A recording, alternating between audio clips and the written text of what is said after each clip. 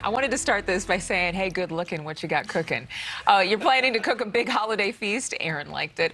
But you know what? It turns out half of all home fires are caused by mishaps in the kitchen. So we want to stay safe while we're preparing that holiday meal. Here's Nick Smith with more. What happens in the holiday season is that people gather in the kitchen, they have a little bit of wine, they start talking and laughing. But these are things that, Chief, you want people to stay away from because they can present a potential hazard. Correct. The kitchen really, as much as it wants to be the socializing location for people during the holidays, really needs to stay a workplace. And we need to make sure that we're maintaining a 3-foot distance around any stove or hot objects, so that way nothing's happening, where anybody's going to get burned or a fire could get started. And when I see this fire going behind you, my first inclination, I'm like, oh, this has gotten out of hand. I want to run over here to the sink, grab some water, throw water on it. Yeah, and you would think that that's actually the right thing, but it's actually the worst thing you could do. What you need to do is you need to have a lid around, and you want to take that lid and you want to slide that lid over the top of the pot, and that's going to actually snuff the fire out.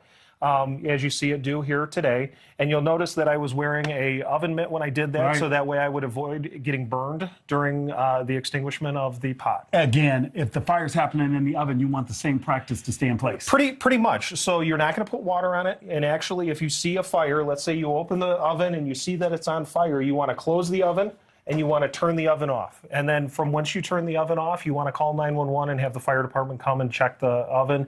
We can figure out if the oven's going to be safe to use from there or what you need to do moving forward. Chief, one of the reasons I mentioned that to you is because I know that it's the natural inclination for people maybe to grab their sleeve and go for that pot. These are the things you don't want people to do, and you say that's really one of the things that we often do as a mistake and can cause burns. Correct. You have people with their aprons on, and they want to take it and they want to wrap it around a pot handle and take it somewhere.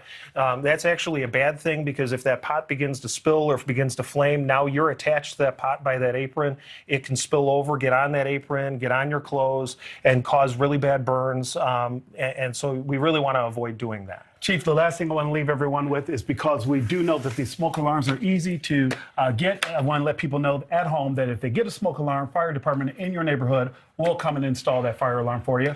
And you can get a fire extinguisher for less than $25. We found one on Amazon. We want everyone to stay safe for the holidays. Yep. Happy holidays and stay safe.